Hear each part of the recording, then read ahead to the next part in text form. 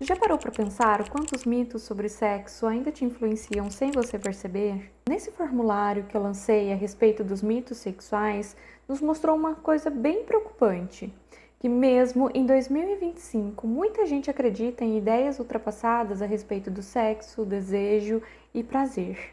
E o pior, esses mitos eles não ficam só no nosso pensamento. Eles moldam as nossas relações, nos afastam das sensações prazerosas, da satisfação sexual e ainda criam expectativas irreais a respeito das atividades sexuais e da nossa própria sexualidade. Talvez você já tenha ouvido frases como: o homem tem que dar conta do prazer da sua parceira, a mulher só sente prazer se tiver sexo penetrativo, se não tiver orgasmo significa que a prática sexual não foi boa. Essas falas, elas são tão comuns que a gente nem questiona mais. Só que será que elas são verdades? Ou são só repetições de uma cultura que ensina mais sobre culpa do que propriamente sobre o prazer? A verdade é que quando nós acreditamos nesses mitos, nós começamos a vivenciar a nossa sexualidade pautada na insegurança, na pressão, na ansiedade de desempenho, naquele sentimento de fracasso e não voltado ali para aquela conexão, seja emocional, seja uma conexão sexual que está se formando ali com a sua parceria. Quando a gente fala sobre desejo, aí que a situação fica complicada, porque daí as cobranças elas são ainda maiores. Você já viu um homem dizer não? Antigamente, o homem era incentivado a apresentar o desejo sexual. Hoje em dia, isso já se tornou uma obrigação. Então, ele tem que apresentar o desejo sexual, tem que apresentar a ereção, tem que estar disponível sempre. Quando o homem diz não, o que acontece?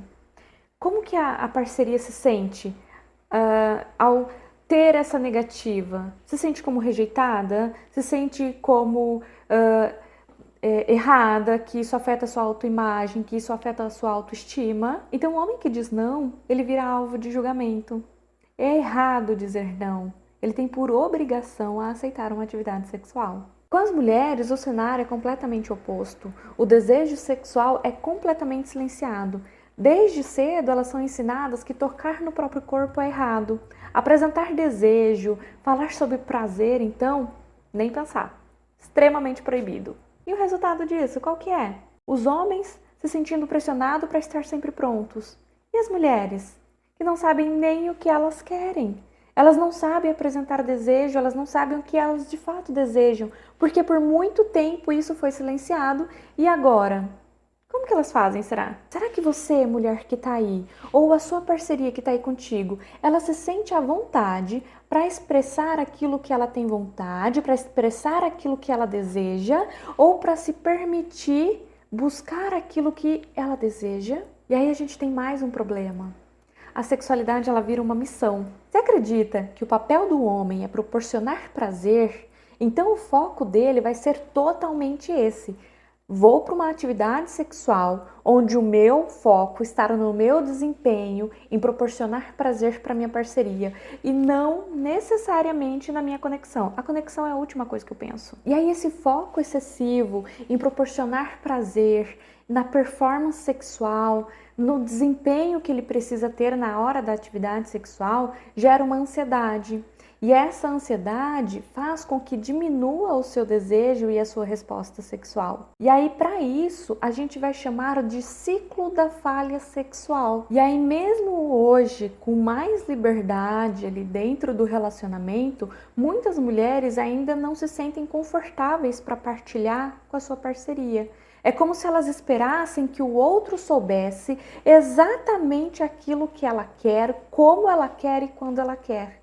Então, por mais que hoje tenha a possibilidade de expressar o seu desejo, de expressar o seu interesse sexual, ainda é visto como algo que o outro precisa fazer e não elas de fato. Então, muitas mulheres têm essa percepção de que o sexo é algo conjunto, porém partindo do outro e não uma construção onde elas precisam se conhecer primeiro.